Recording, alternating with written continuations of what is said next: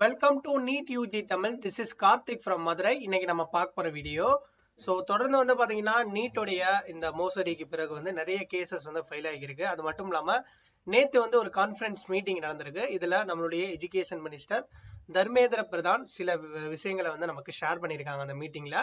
அதாவது வந்து கண்டிப்பா வந்து மறுபடியும் நீட் வைக்கணும் அப்படின்ற மாதிரியா எந்த ஒரு இதுவும் கிடையாது. ஸோ மறுபடியும் நீட் வைக்கிறதுக்கான சான்சஸ் எதுவுமே கிடையாதுன்ற மாதிரியா கல்வி அமைச்சர் சொல்லியிருக்காங்க. அது மட்டும் இல்லாம இந்தியா முழுவதும் நீட் தேர்வு தாள் கசிவு மோசடிக்கு பிறகு கல்வி அமைச்சர் என்ன சொல்லியிருக்காங்கன்னா, கல்வி அமைச்சர் தர்மேந்திர பிரதான் மாணவர்களின் நலன்களே எங்களுக்கு வந்து ரொம்ப முக்கியமானது அப்படின்ற மாதிரியும், தேர்வுத்தாள் கசிவு குறித்து விசாரணை நடத்த உயர்மட்ட குழு வந்து அமைச்சிருக்காங்க.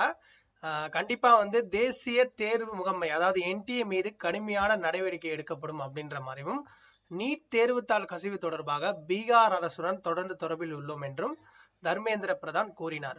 பாட்னாவில் நடந்த அந்த இன்சிடென்ட்டை பேஸ் பண்ணி பாட்னாவில் இருந்தும் சில தகவலை பெறுகிறோம். பீகார் காவல்துறை விரைவில் விரிவான அறிக்கையை இந்திய அரசுக்கு அனுப்பும். மாணவர்கள் நலன்களின் எந்தவித ஊழலும் அனுமதிக்கப்படாது என்றார்.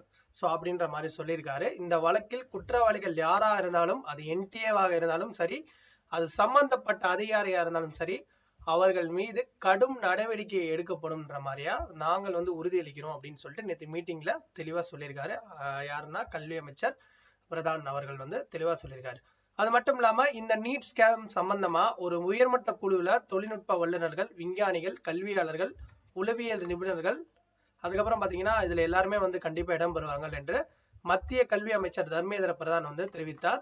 உயர்மட்ட குழுவை அரசு விரைவில் அறிவிக்கும். தேசிய தேர்வு முகமையின் கட்டமைப்பு, அதாவது என்டிஏ உடைய கட்டமைப்பு, செயல்பாடு, தேர்வு செயல்முறை, வெளிப்பாட்டுத்தன்மை, பரிமாற்றம் மற்றும் தரவு பாதுகாப்பு நெறிமுறைகளை ஆகியவற்றை மேலும் மேம்படுத்த குழு செயல்படும். அதாவது என்டிஏவை இன்னும் வந்து ஸ்ட்ராங்கா வந்து இந்த மாதிரியா வரக்கூடிய வருடங்கள் நடக்காம பாத்துக்கிறதுக்கு எந்த அளவுக்கு வந்து பாதுகாப்பு, எந்த அளவுக்கு வந்து மேம்படுத்தணும் அப்படின்ற மாதிரி ஒரு குழுவே ரெடி பண்ணிருக்காங்க. அதை பத்தின தகவலை கூடிய விரைவில் வந்து அறிவிப்புன்ற மாதிரி தெளிவா சொல்லியிருக்காங்க. அது மட்டும் இல்லாம இன்னொரு வார்த்தை என்ன சொல்லியிருந்தாங்கன்னா, மறுபடியும் நீட் நடக்கிறதுக்கான சான்சஸ் எதுவுமே கிடையாது, மறுபடியும் நீட் வைக்க மாட்டோம்ன்ற மாதிரியும் உறுதி அளிச்சிருக்காங்க.